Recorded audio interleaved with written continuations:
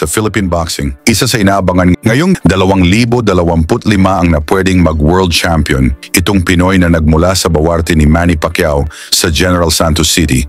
Ito ay ang binansagang the babyface dahil sa mamo nitong muka. Ngunit isa palang halimaw sa ibabaw ng ring.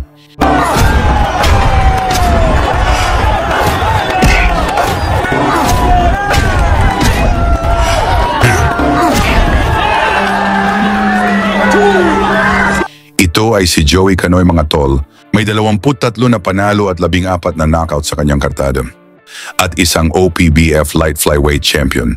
Si Joey Canoy mga tol ay rank number 4 WBC, rank 5 IBF at rank 8 sa WBO na lumalaban sa minimum weight division na under ang Sanman Boxing Promotion.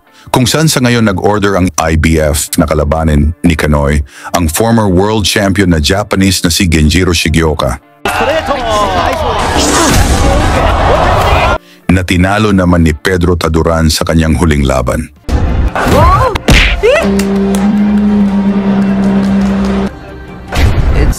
It's done.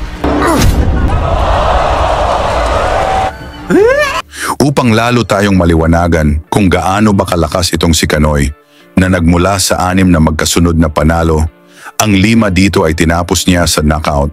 Atin munang balikan itong kanyang laban kontra sa pinsan ni Naoya Inoue, ang kilabot na Japanese champion na si Kenichi Horikawa na may 41 panalo at 24 dito na tinapos niya sa knockouts.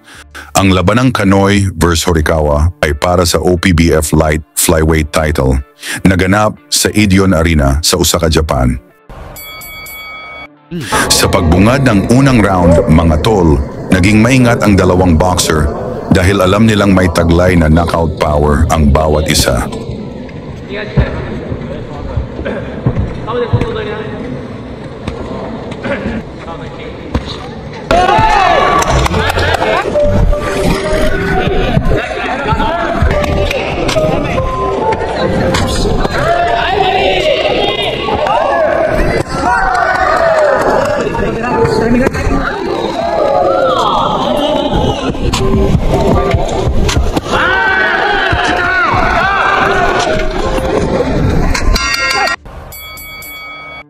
Pagsapit ng pangalawang round, nagkaroon na ng palitan ng malalakas na suntok ang dalawang fighters habang nag-aabang ang mga Japanese fans sa pagbagsak ng ating Pinoy.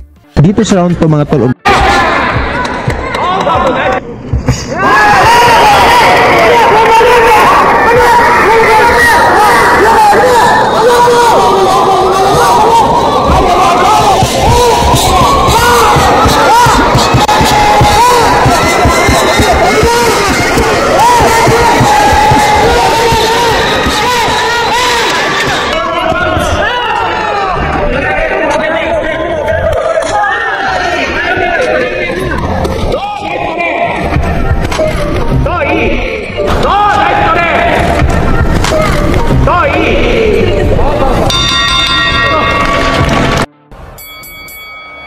Sa ikatlong round, umarangkada na si Horikawa.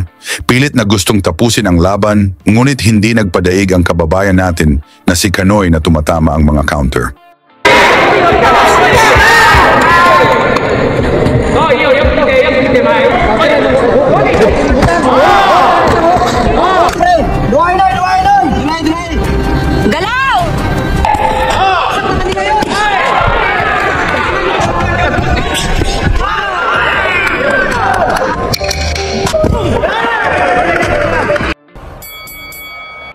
Sa ika-4 na round, mas tumama na ang mga malinis na suntok ni Canoy, ngunit pinatunayan ng hapon ang kanyang tibay.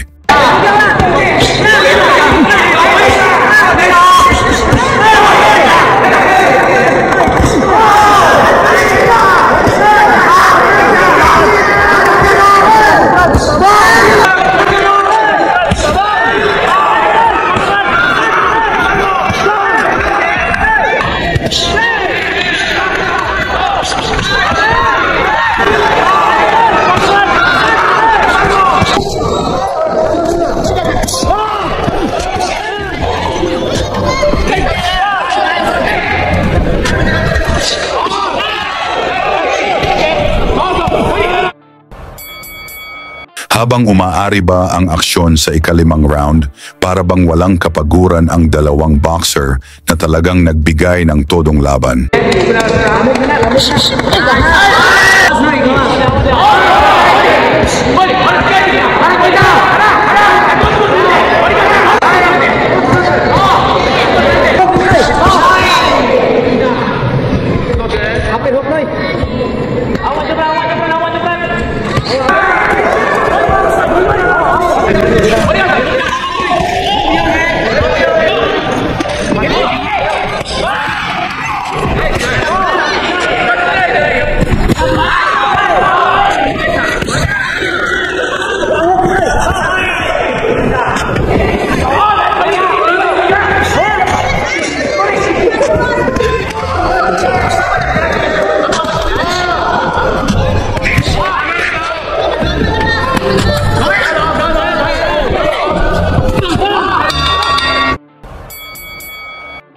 Sa ika-6 na round, kita kung gaano kalalakas ang mga suntok na tinanggap ng dalawang fighters. Naghintay ang mga fans ang hapon na bumagsak ang Pinoy, ngunit nanatiling matatag si Kanoy.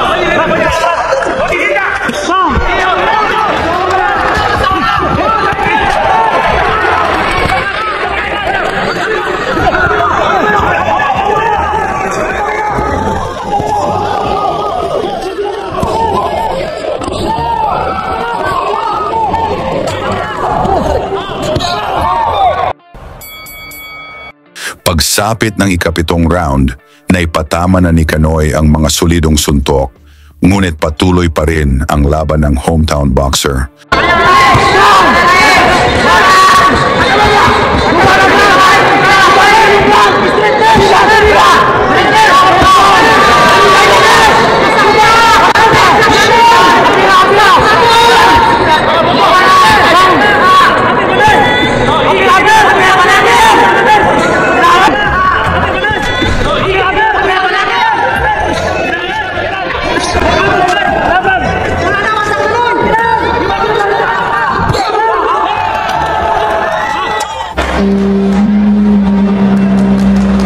At sa huli, mula sa isang mabilis at malinis na kombinasyon, nabagsak ni Kanoy si Horikawa. Hindi na ito nakatayo at tuluyan ng nanalo si Kanoy sa pamamagitan ng technical knockout. Siya ngayon ang bagong OPBF champion. Tungkol naman sa performance ni Kanoy, may pag-asa kaya siyang maging world champion balang araw. Pag-usapan natin yan sa komento. Lagi niyong sundan, huwag magpapahuli. Pag-usapan ay bakbakan, balita niya at laban. Mga Pinoy na di nagpapagapi. Salamat sa mga suporta na lagi nandyan.